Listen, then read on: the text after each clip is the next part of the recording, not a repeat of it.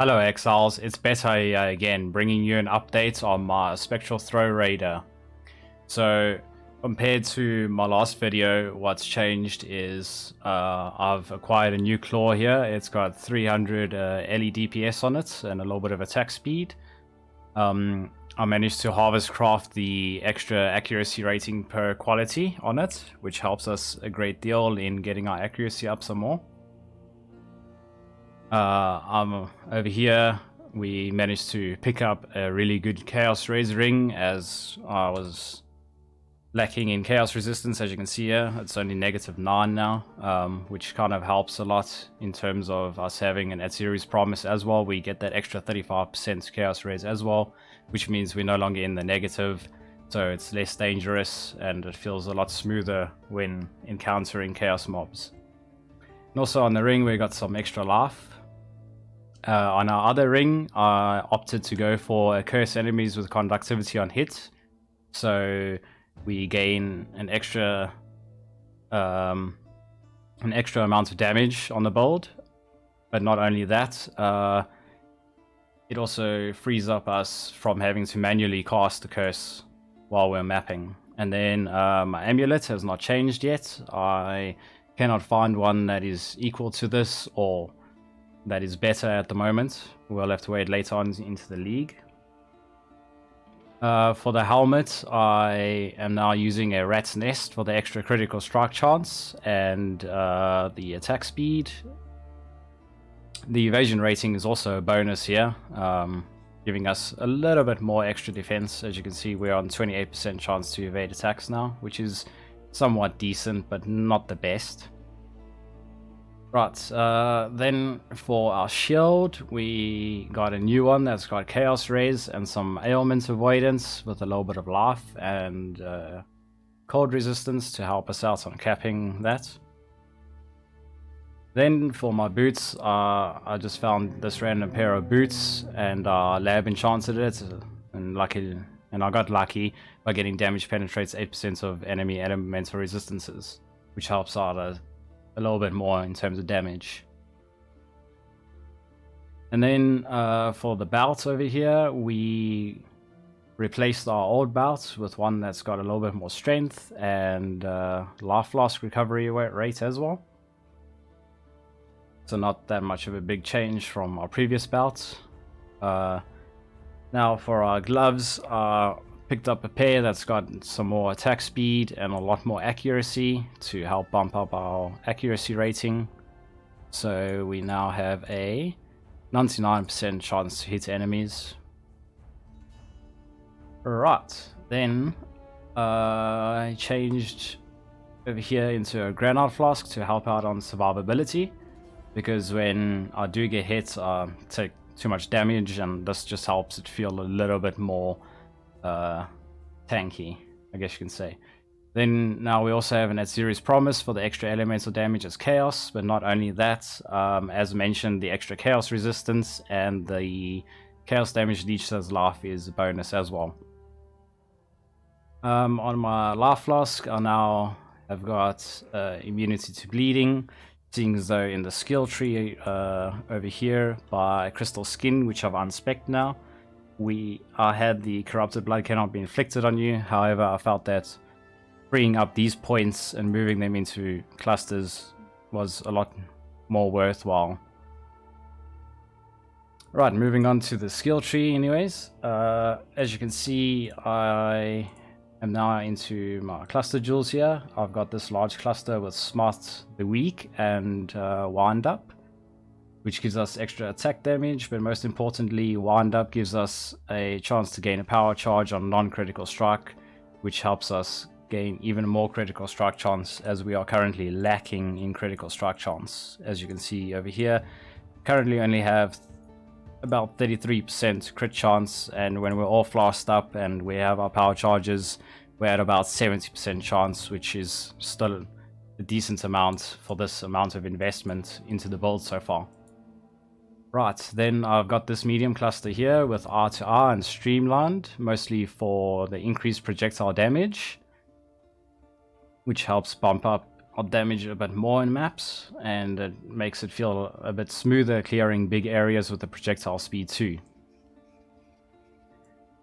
In terms of point blank, I highly recommend that you do use this, because from my testing and that, I have discovered that even if enemies are at the edge of your spectral throw or in the middle, they will take a huge chunk of damage because of how point blank works. So basically, if I'm shooting my projectile out here at the end of the screen over here, they'll be taking like double, maybe even triple damage. And over here is where point blank's range actually is. So about here, they'll be taking around about double damage. So all in all, the build does perform really well in maps still. I managed to get into yellow maps now. I'll be showing you an example of the clear and the general amount of damage that we have.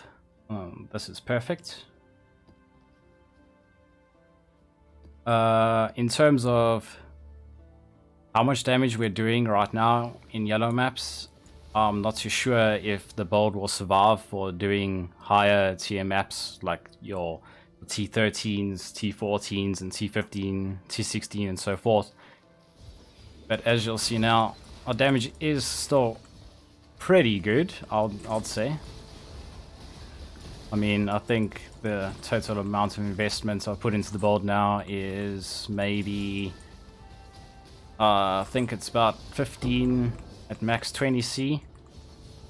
And I feel that the damage is still really good, especially on clearing.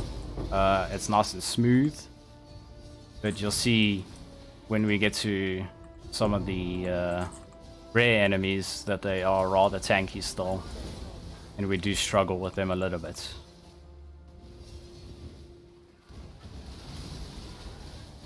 See, just like this one right here. The damage is like really low, but as soon as I get him into that range that I just spoke about, they just get destroyed. Thanks to our point blank. Oh, look at that, we got a harvest. Maybe we can make a new claw out of it.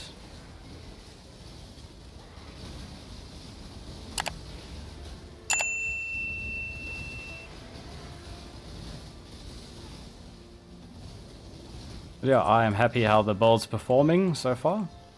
As you can see, we're up to 3.8k life now as well, from the initial 3000, which does help us take that extra bit of damage, as you can see now.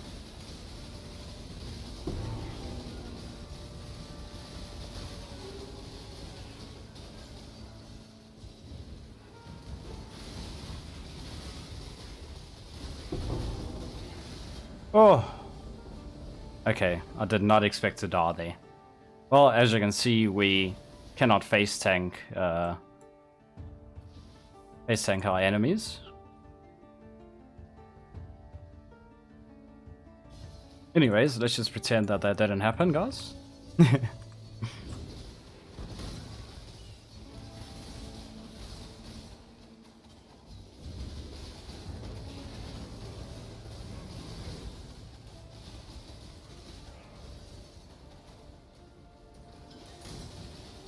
And I'd also just like to note that using GMP while mapping is significantly smoother than using LMP, because most of the time it feels like it's not reaching all of the enemies, so we end up taking too much damage. This guy is a problem. I'm probably gonna die again or not. There we go. Very nice. Right, let's move on to the boss. So I can show you guys the new and improved boss damage that we have. We're fighting the white conquerors in white maps and that.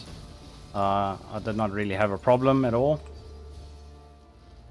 because instead of using GMP or LMP on the bosses, I use slower projectiles now. So we're able to stack up our spectral throws on the boss.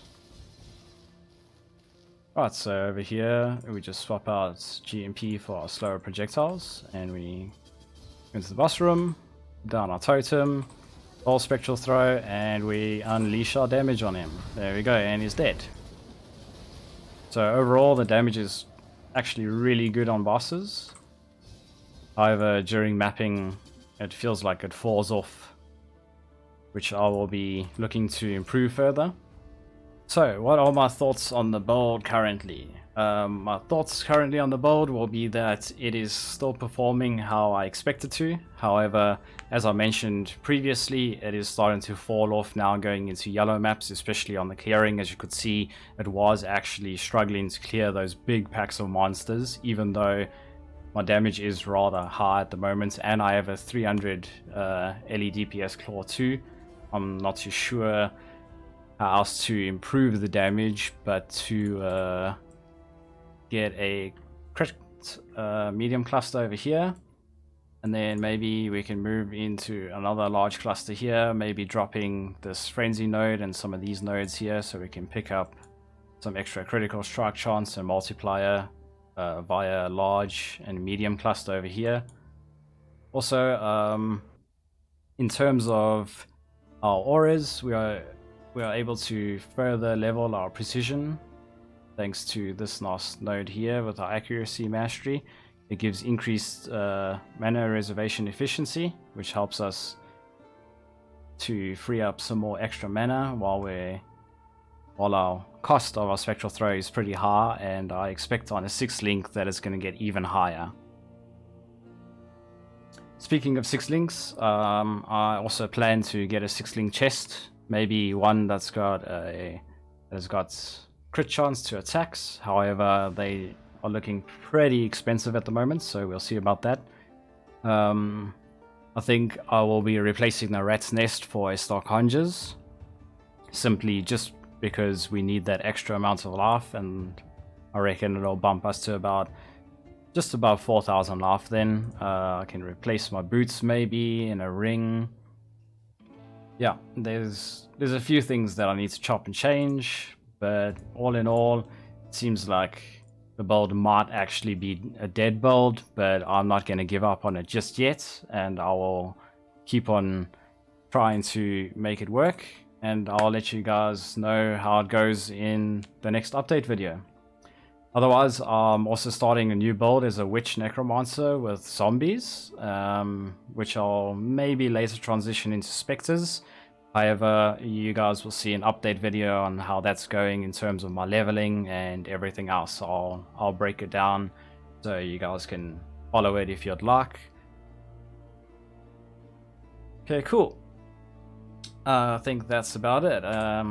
Nothing special about our links. We're still using elemental damage with attacks, GMP, Nightblade, of course, for the extra multiplier and critical strike chance. And let's not forget the elusive buff, which helps us out a little bit, it seems. But at the moment, I can't tell for sure if it's better than using hypothermia or not. I'll have to further invest into the build and see how things go. Maybe I'll swap it out for hypothermia instead. Otherwise, for the 6th link, I plan on using lightning penetration, and maybe later on going into awakened gems as well, but we will see how things go. Otherwise, I think that's about it, guys. Alright, so if you enjoyed this build guide update, then I suggest you should hit that like button, and don't forget to subscribe to my channel for these future updates on build guides that I'm currently working on. Thanks for watching, Exiles. See you in the next one.